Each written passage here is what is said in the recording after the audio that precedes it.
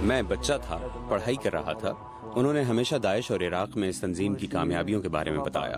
انہوں نے بتایا کہ داعش کا راستہ صحیح ہے۔ انہوں نے ہمیں جنت کے بارے میں بتایا اور کہا کہ ہم تمہیں اپنے ساتھ جہاد پر لے چلیں گے۔ اپنے بھائی بہنوں کے اخراجات اٹھانے کے لیے میں نے پڑھائی چھوڑ دی اور داعش کا ساتھ دینے کا فیصلہ کر لیا۔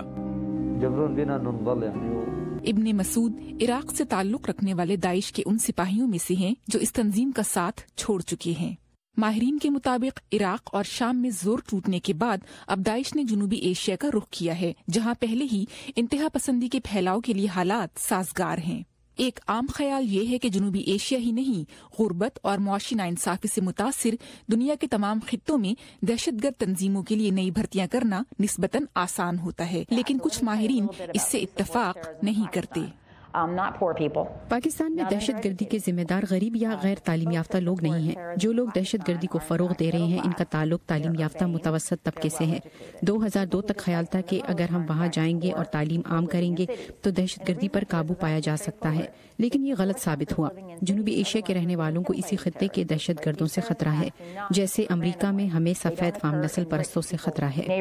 بعض ماہرین کا خیال ہے کہ اسامہ بن لادن کی ہلاکت کے بعد القاعدہ کمزور تو ہوئی، مگر اس کی حکمت عملی اور نظریات دنیا کے مختلف حصوں میں دوسری دہشت گرد تنظیموں کی بنیادیں مضبوط کرنے کا باعث بنے۔ تو کیا جنوبی ایشیا کے خطے میں القاعدہ اور داعش کے درمیان کوئی تعاون ممکن ہے؟ شناخت نہ ظاہر کرنے کی شرط پر وائس آف امریکہ سے بات کرنے والے CIA کے ایک عہدیدار کے مطابق اس کا امکان نہیں۔ اس کی وجہ ان کی رائے میں القاعدہ جیسی تنظیموں کا داعش کے اصولوں اور اس کے طور طریقوں سے اختلاف ہے۔ میں نے داعش کا ساتھ چھوڑ کر اس کے خاتمے کا عزم کیا ہے۔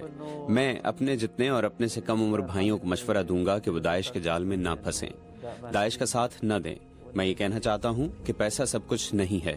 میں ذلت کی زندگی برداشت کر لوں گا، لیکن داعش کا ساتھ دینا پسند نہیں کروں گا۔ امریکہ میں فیڈرل بیورو آف انویسٹیگیشن نے سال 2014 میں داعش کو ایک دہشت گرد تنظیم قرار دیا تھا، اور FBI کے سابق ڈائریکٹر جیمز کومی نے فروری 2015 میں کہا تھا کہ امریکہ کی تمام 50 ریاستوں میں داعش کے اراکین موجود ہیں۔ 2015 میں FBI نے ایک پروگرام بھی شروع کیا تھا جس کا مقصد تھا امریکہ میں ان نوجوانوں پر نظر رکھنا جو دہشت گردی کے راستے پر مائل ہو سکتے ہیں۔ یہ پروگرام اس وقت جاری ہے یا نہیں، اور اگر جاری ہے تو کتنا مؤثر ہے، اس کے بارے میں ہمیں FBI سے کوئی تفصیلات حاصل نہیں ہو سکی ہیں۔ سحر ماجد، اردو VOA، واشنگٹن۔